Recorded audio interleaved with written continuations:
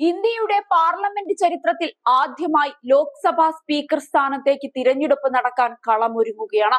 Speaker സ്ഥാനാർത്ഥിയെ സംബന്ധിച്ച് എൻഡിഎയും India മുന്നണിയും സമവായത്തിൽ എത്താതായതോടെയാണ് മത്സരത്തിന് കളമൊരുങ്ങിയത്.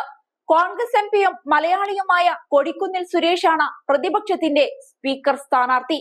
കഴിഞ്ഞ ലോക്സഭയിലെ സ്പീക്കറായ ഓം ബിർളയാണ് എൻഡിഎക്കായി മത്സരിക്കുന്നത്. ഇരുവരും നാമനിർദ്ദേശ പത്രിക സമർപ്പിച്ചു. സ്പീക്കർ സ്ഥാനത്തേക്ക് നാമനിർദ്ദേശ പത്രിക സമർപ്പിക്കാനുള്ള അവസാന തീയതി ഇന്നാണ്. ലോക്സഭാ സ്പീക്കർ സ്ഥാനാർത്ഥിയെ കുറിച്ച് സമവായമുണ്ടാക്കാൻ പ്രതിരോധ മന്ത്രി രാജ്നാഥ് സിംഗിനെയും പാർലമെന്ററി കാര്യ മന്ത്രി കിരൺ റിജിജുവിനെയും കേന്ദ്ര സർക്കാർ വിന്യസിച്ചിരുന്നു. എന്നാൽ പഴയ പതിവ് പോലെ ഡെപ്യൂട്ടി സ്പീക്കർ സ്ഥാനം തങ്ങൾക്ക് ലഭിച്ചാൽ സ്പീക്കർ സ്ഥാനത്തേക്ക് എൻഡിഎ നോമിനിയെ പിന്തുണയ്ക്കാമെന്ന പ്രതിപക്ഷം നിലപാടെടുത്തു. ഇത് സംബന്ധിച്ച് കേന്ദ്ര സർക്കാർ മറുപടി തരാതിരുന്നതോടെയാണ് പ്രതിപക്ഷം മത്സര രംഗത്തേക്ക് കടന്നത്. അതേസമയം നേരത്തെ സ്പീക്കർ സ്ഥാനത്തേക്ക് പ്രതിപക്ഷം മത്സരിച്ചേക്കുമെന്ന റിപ്പോർട്ടുണ്ടായിരുന്നു. ഇതോടെ ലോക്സഭാ സ്പീക്കർ സ്ഥാനാർത്ഥിയെ കുറിച്ച് സമവായമുണ്ടാക്കാൻ പ്രതിരോധ മന്ത്രി രാജ്നാഥ് സിംഗിനെയും പാർലമെന്ററി കാര്യമന്ത്രി കിരൺ റിജിജുവിനെയും കേന്ദ്ര സർക്കാർ നിയോഗിച്ചിരുന്നു. ലോക്സഭാ സ്പീക്കർ സ്ഥാനത്തേക്കുള്ള എൻഡിഎയുടെ സ്ഥാനാർത്ഥിയെ സംബന്ധിച്ച് സമവായത്തിലെത്തിയാൽ ഡെപ്യൂട്ടി സ്പീക്കർ സ്ഥാനം പ്രതിപക്ഷത്തേക്ക് പോകുമെന്ന് നേരത്തെ റിപ്പോർട്ടുകൾ ഉണ്ടായിരുന്നു. ഡെപ്യൂട്ടി സ്പീക്കർ സ്ഥാനം തങ്ങൾക്ക് ലഭിച്ചാൽ സ്പീക്കർ സ്ഥാനത്തേക്ക് എൻഡിഎ നോമിനിയെ പിന്തുണയ്ക്കുമെന്ന് കോൺഗ്രസ് എംപി രാഹുൽ ഗാന്ധി പറഞ്ഞിരുന്നു. സർക്കാരുമായി ക്രിയാത്മകമായി സഹകരിക്കാൻ പ്രധാനമന്ത്രി മോദി പ്രതിപക്ഷത്തോട് അഭ്യർത്ഥിച്ചതായി പത്രങ്ങളിൽ കണ്ടു.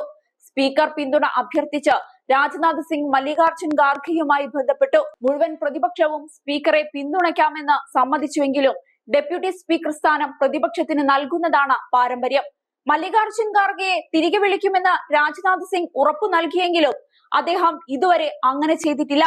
പ്രധാനമന്ത്രി മോദി പ്രതിപക്ഷത്തിന്റെ സഹകരണം തേടുന്നു, എന്നിട്ടും ഞങ്ങളുടെ നേതാവ് അനാദരവ് നേരിടുന്നുവെന്നാണ് രാഹുൽ ഗാന്ധി പറഞ്ഞത്.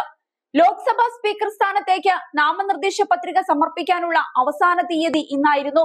പ്രതിപക്ഷം തങ്ങളുടെ സ്ഥാനാർത്ഥിയെ നിർത്തിയിരുന്നുവെങ്കിൽ ബുധനാഴ്ച തിരഞ്ഞെടുപ്പ് നടക്കേണ്ടതാണ്. ഇന്ത്യയുടെ പാർലമെന്ററി ചരിത്രത്തിൽ എല്ലാ സ്പീക്കർമാരും ഏകകണ്ഠമായാണ് തിരഞ്ഞെടുക്കപ്പെട്ടത്. പ്രോട്ടേം സ്പീക്കർ ഭർതൃഹരി മഹ്താബിനെ നിയമിക്കുന്നതുമായി ബന്ധപ്പെട്ട് സർക്കാരും പ്രതിപക്ഷവും തമ്മിൽ വലിയ തർക്കമുണ്ടായിരുന്നു. ഇതോടെ സ്പീക്കർ സ്ഥാനത്തേക്ക് പ്രതിപക്ഷം സ്ഥാനാർത്ഥിയെ നിർത്തുമെന്ന് ഉറപ്പിച്ചിരുന്നു. ഡെപ്യൂട്ടി സ്പീക്കർ സ്ഥാനവും ലഭിച്ചില്ലെങ്കിൽ സ്പീക്കർ സ്ഥാനത്തേക്ക് മത്സരിക്കുമെന്ന് ഇന്ത്യ സഖ്യം നേതാക്കൾ പറഞ്ഞിരുന്നു. പ്രോട്ടേം സ്പീക്കറെ സഹായിക്കാനുള്ള പാനലിൽ അംഗമാകാൻ പ്രതിപക്ഷ നേതാക്കൾ വിസമ്മതിച്ചിരുന്നു. പരമ്പരാഗതമായി പ്രതിപക്ഷത്തിനാണ് ഡെപ്യൂട്ടി സ്പീക്കർ പദവി നൽകുന്നത്. എന്നാൽ ബി.ജെ.പി. സഖ്യകക്ഷിയായ എ.ഐ.എ.ഡി.എം.കെയുടെ എം തമ്പിദുരൈയാണ് 2014 ഒന്നാം മോദി സർക്കാരിന്റെ കാലത്ത് ഡെപ്യൂട്ടി സ്പീക്കറായി നിയമിച്ചത്. 2019 മുതൽ ഡെപ്യൂട്ടി സ്പീക്കർ പദവി ഒഴിഞ്ഞുകിടക്കുകയാണ്. കഴിഞ്ഞ 2 ലോക്സഭയിലും കോൺഗ്രസിന് വേണ്ടത്ര അംഗബലമില്ലാത്തതിനാൽ പ്രതിപക്ഷ നേതാവില്ലായിരുന്നു. എന്നാൽ ഇത്തവണ 99 സീറ്റുകളിൽ കോൺഗ്രസ് വിജയിച്ചതോടെ പ്രതിപക്ഷം പൊതു തിരഞ്ഞെടുപ്പിൽ മികച്ച പ്രകടനമാണ് കാഴ്ചവെച്ചത്. അതിനാൽ തന്നെ ഇന്ത്യ ബ്ലോക്കിലെ സഖ്യകക്ഷികളുടെ പിന്തുണയുള്ള കോൺഗ്രസ് ഡെപ്യൂട്ടി സ്പീക്കർ സ്ഥാനത്തേക്ക് സമ്മർദ്ദം ചെലുത്തുകയാണ്.